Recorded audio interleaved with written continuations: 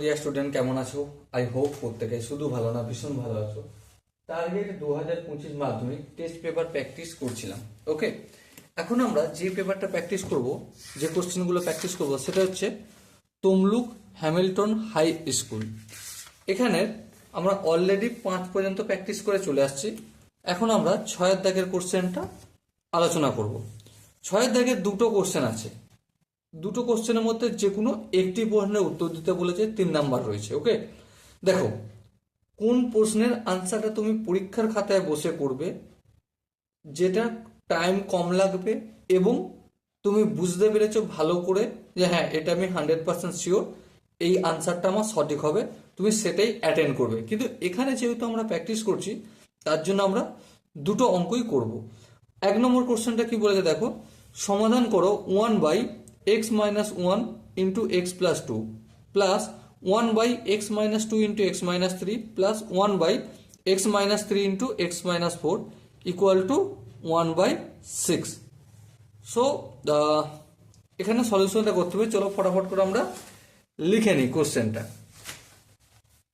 দাগ নম্বর 6 দাগের একটা কি বলেছিল, 1/x-1 into X minus 2 plus 1/x-2 into X minus 3 plus 1/x-3 into X minus 4 equal to 1/6 আছে।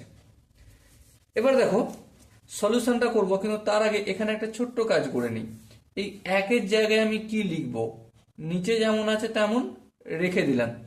1-এর জায়গায় এই দুটোকে যদি বিয়োগের আকারে লিখে দিই, বিয়োগের আকার বলতে দেখো x-1 মাইনাস অফ x-2, 1-এর জায়গায় এটা লিখলাম। এবার নিজের একটু বিচার করে বলো, আমি ঠিক লিখলাম না ভুল লিখলাম। ঠিক ভুল বিচার করতে গেলে আমি একটু রাফ নেবো। যেমন ধরো x-1, এই x-1 লিখলাম, মাইনাসের সঙ্গে x গুণ করলে মাইনাস এক্স, মাইনাসের সঙ্গে -2 গুণ করলে +2। দেখো প্লাস এক্স মাইনাস এক্স কেটে যাবে, কেটে দিলাম। তাহলে কি বেঁচে আছে, -1 +2। তা -1 +2 কি হয়ে যাবে, 1 হয়ে যাবে। দেখো 1 ফিরে আসলো, তাহলে আমি এটা ঠিক লিখেছি। নেক্সট একইভাবে সেম এখানটাও করব। কি করব, x-2 মাইনাস অফ x-3 হবে কি 1? হ্যাঁ হবে। একটু ক্যালকুলেশন করে দেখে নাও, অবশ্যই হবে। তাহলে x-3 ইন্টু এক্স মাইনাস 4, এখানটা উপরটা সেম কাজ করব, x-3 into minus of x-4 equal to 1/6 যেমন আছে তেমন করলাম। এবার দেখো স্প্লিট করব, কিভাবে করব, simply x-1 by x-1 into X minus 2, minus চিহ্ন আছে, মাইনাস চিহ্ন দিলাম, x-2 আছে আর নিচে x-1 ইন্টু এক্স মাইনাস 2 করলাম, প্লাস চিহ্ন দিলাম। এখানটা দেখো x-2 করলাম, নিচে x-2 ইন্টু এক্স মাইনাস 3, এই মাইনাস চিহ্ন আছে, এই মাইনাসটা দিলাম, x-3 by x-2 into X minus 3। Okay, plus চিহ্ন আছে, এই প্লাস চিহ্ন দিলাম। উপরে দেখো x-3 আছে, নিচে x-3 into X minus 4, minus চিহ্ন আছে, এই মাইনাস চিহ্ন দিলাম, x-4 by x-3 into X minus 4 equal to 1/6। এবার দেখো x-1 বাই x-1 কেটে গেল, x-2 বাই x-2 কেটে গেল, x-2 বাই x-2 কেটে গেল, x-3 বাই x-3 কেটে গেল, এখানে x-3 বাই x-3 কেটে গেল, x-4 বাই x-4 কেটে গেল। তো কি বেঁচে আছে দেখো, বেঁচে আছে এখানে কিছু নেই মানে 1, তাহলে 1/x-2। এখানে কি বেঁচে আছে, 1/x-1। এখানে কি বেঁচে আছে, প্লাস 1/x-3। এখানে কি বেঁচে আছে, -1/x-2। এখানে কি বেঁচে আছে, 1/x-4। এখানে কি বেঁচে আছে, 1/x-3 ইকুয়াল টু 1/6। এবার দেখো এখানে এই 1/x-3টা প্লাস আছে, এখানে মাইনাস আছে, তাহলে দুটো ক্যান্সেল আউট করে দেবো। এখানে দেখো 1/x-2 আর এখানে 1/x-2, এর সামনে প্লাস আছে, এর মাইনাস আছে, তাহলে এই দুটো ক্যান্সেল আউট হলো। তাহলে আলটিমেট কি পেলাম, এটা পেলাম। এটা বলতে 1/x-4 minus 1/x-1 equal to 1/6। ওকে, এবারে দেখো একটু যদি ক্যালকুলেশন করি তাহলে কি পাবো, এই দুটো লসাগু, দুটো আলাদা সংখ্যা, তাই দুটোর গুণ হয়ে যাবে। এবারে এই পুরোটাকে যদি x-4 দিয়ে ভাগ করি, x-4 কেটে যাবে, তাহলে কি বেঁচে থাকবে 1x-1। এটা এখানে লিখে দেবো x-1, মাইনাসের চিহ্ন দিলাম তাই ব্যাকেট দিলাম। x-1টা x-1 এর সঙ্গে কেটে যাবে, তাহলে যেটা বেঁচে থাকবে x-4 এর সঙ্গে এক গুণ হবে, তাহলে x-4 লিখলাম ইকুয়াল টু 1/6। আরেকটু যদি ক্যালকুলেশন করি আমরা, এটা গুণ করে দিই, x এর সঙ্গে x গুণ করলে x², x এর সঙ্গে -1 গুণ করলে -x, -4 এর সঙ্গে x এর গুণ করলে -4x, মাইনাস মাইনাসে +4। এবার উপরটা দেখো x-1 মাইনাস প্লাসে -x, মাইনাসে মাইনাসে +4 ইকুয়াল টু 1/6। -x +x কেটে যাবে। তো আলটিমেট আমরা যেটা পেলাম দেখো -1 +4 কত হবে, 3 হবে। এখানটা দেখো x² -x -4x, তাহলে কি হবে -5x, আর এখানে প্লাস চার যেমন আছে তেমন থাকলো বাই 1/6 ইকুয়াল টু 1/6। এবার কোনাকুনি গুণ করতে হয় জানি, এটার সঙ্গে এক গুণ করলে কি হবে x² -5x +4 ইকুয়াল টু 6 এর সঙ্গে 3 গুণ করলে 3×6 18। এবার আরেকটু ধ্যান দিয়ে যদি দেখি তাহলে x² -5x প্লাস 4 আছে, 18টা এদিকে আসলে মাইনাস, তাহলে কত হবে -14 হবে, তাই না। এবারে দেখো এই যে -5x একটা মিডল টার্ম ফ্যাক্টর যদি করি তাহলে কি হবে -7x + 2x -14 ইকুয়াল টু 0। এবার এই দুটো জায়গা থেকে x কমন নিলে x -7 হবে, আর এই দুটো জায়গা থেকে +2 কমন নিলে x -7 ইকুয়াল টু 0। এবার দেখো এই দুটো জায়গা থেকে x -7 কমন নেবো, আর এটা কি পড়ে থাকবে x + 2 equal to 0। So ultimate দেখো x -7 ইকুয়াল টু 0 আর x + 2 equal to 0। So x এর ভ্যালু কি পেলাম 7 একটা পেলাম, আর একটা কি পেলাম x এর value -2। Okay, so dear student, I hope তোমরা এই কোশ্চেনের প্রতিটা কনসেপ্ট বুঝতে পেরেছো। যদি কনসেপ্ট বুঝতে কোনো জায়গায় অসুবিধা থাকে তো ডেফিনেটলি তার জন্য কি করতে হবে, কমেন্ট সেকশন খালি আছে। ওকে, চলো নেক্সট আমরা 2 দাগের 6 দাগের 2 এর অঙ্কটা করব। 2 এর অঙ্কটা কি বলেছে দেখো, কোশ্চেনে কি লেখা রয়েছে দেখো, কলমের মূল্য প্রতি ডজন 6 টাকা কমলে 30 টাকায় আরো 3টি কলম বেশি পাওয়া যায়। কলমের কমার পূর্বে প্রতি ডজন কলমের মূল্য নির্ণয় করো। তাহলে আমি একটা কাজ করব, কি কাজ, যে ধরি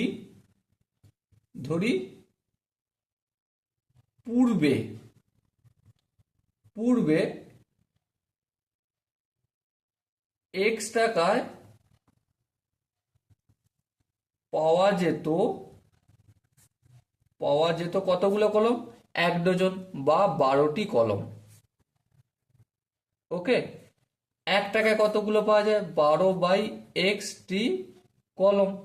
এবারে দেখো 30 টাকায় কতগুলো পাওয়া যায়, 30 টাকায় পাওয়া যায় 12 × 30/x টি কলম। ওকে, এবারে দেখো যেহেতু কলমের দাম ডজন প্রতি 6 টাকা কমছে, তাহলে অতএব বর্তমানে x - 6 টাকায় পাওয়া যায় 12টি কলম। ওকে, তাহলে 1 টাকা পাওয়া যায় 12/x - 6টি কলম। 30 টাকায় পাওয়া যায় কতটা, 12/x - 6, আর এখানে 30 দিয়ে এতটি। এবার দেখো এখানে গল্পটা হচ্ছে এই যে বর্তমানে পাওয়া যায় আর পূর্বে পাওয়া যেত, এদের ডিফারেন্স কত, ডিফারেন্স দেখো বলে দিয়েছে, কমার পূর্বে 3টি কলম বেশি পাওয়া যেত। তাহলে দেখো শর্তানুসারে বর্তমানের দাম কত, 360/x - 6 মাইনাস পূর্বের দাম কত ছিল 360/x।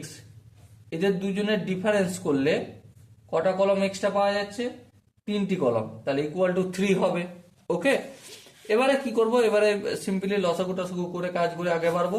তাহলে x × x - 6, x - 6 এর সঙ্গে x - 6 কেটে যাবে, তাহলে 360 × x মাইনাস এক্স এর সঙ্গে এক্স মিটে যাবে, তাহলে 360 এর সঙ্গে এক্স মাইনাস সিক্স গুণ হবে, তাহলে এক্স মাইনাস সিক্স গুণ হলো ইকুয়াল টু 3 হলো। আরেকটু ক্যালকুলেশন যদি করি, 360x মাইনাস 360 এর সঙ্গে এক্স গুণ করলে মাইনাস 360x মাইনাস মাইনাসে প্লাস 360কে 6 দিয়ে গুণ করলে, গুণটা এখন রেখে দিই, করবো না।